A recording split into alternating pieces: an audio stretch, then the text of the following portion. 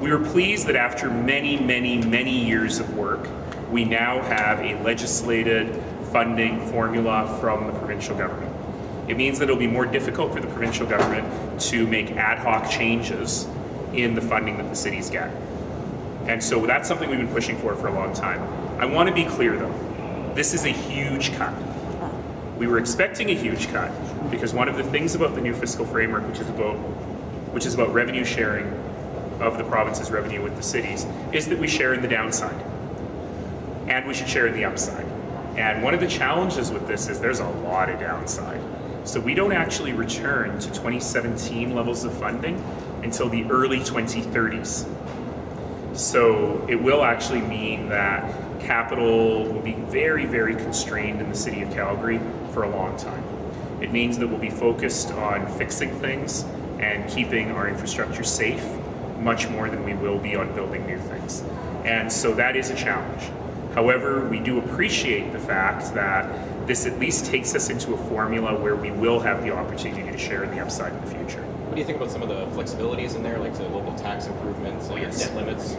Yeah, so the other thing that happened today, in addition to the fiscal framework, is a series of regulations that enact all of the things that we have been negotiating in the city charter. These are good things. They'll make a big difference for our ability to be flexible and for our ability to cut red tape when dealing with individuals and businesses. So we're very, very happy about that.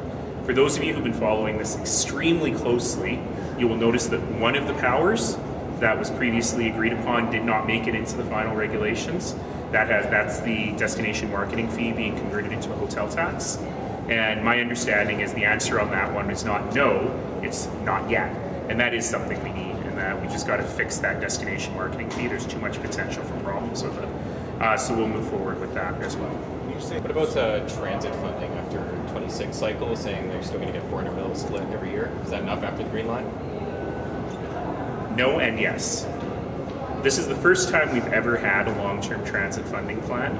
It's a really big deal because when you're planning rail-based transit, when you're doing LRT expansions, you need a long period of time in which to pay down that mortgage, that debt on those things. So it's a huge deal. It will allow us probably to move forward with the rest of the Green Line in a slow but steady fashion after phase one opens. Certainly we would love it if it was more. We would love it if the federal government was able to match that. But ideally that will help us both finish the Green Line and then build out some of the other things in route ahead, including links to the airport and the 52nd Street East Max line. Sure, Councillor Keating isn't just going to immediately say, we're going to Mackenzieton? Of course he's going to say that. But of course also Councillor Gondek will say, we're going to Panorama. So those are discussions that we'll continue to have. How will this grow?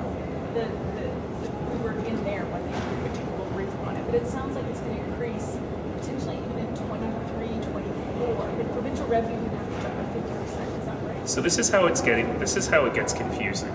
So ultimately, in the 2030 timeframe, it will be a fixed percentage of provincial revenues. However, the province, in an abundance of caution, are phasing that in over time, so that the growth piece will be only half of the provincial growth for the first few years. Then it'll grow by a small percentage in years after that until it actually achieves the point where it is 100% of provincial growth. But that's not for a long time. What about CRL? What have you heard about CRL? Okay, so I understand that legislation is being tabled to extend the Rivers District Community Revitalization Levy for another 20 years. That's a good thing. It means a long-term commitment to the continuing development of the East Village, and particularly now with the south part of the Rivers District in East Victoria Park. So what that means is that big projects like the BMO Centre or the Arts Common expansion or Olympic Plaza rehabilitation might be eligible projects for this funding, as well as smaller things around road improvements and physical improvements to attract investment to the area.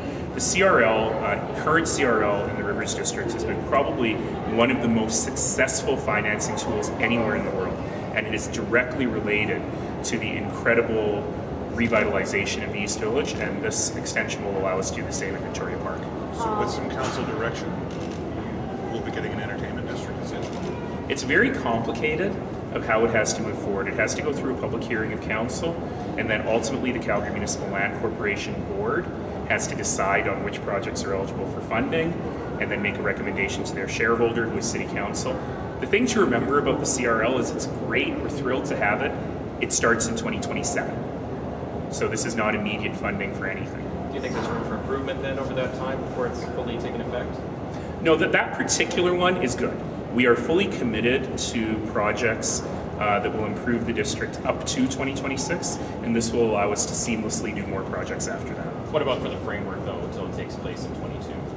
Oh, for the fiscal framework, Yes. yeah. I would have loved to have seen. I would have loved to have seen that growth mechanism come through much more quickly. I think that if we're sharing in the downside, we should also share in the upside right away.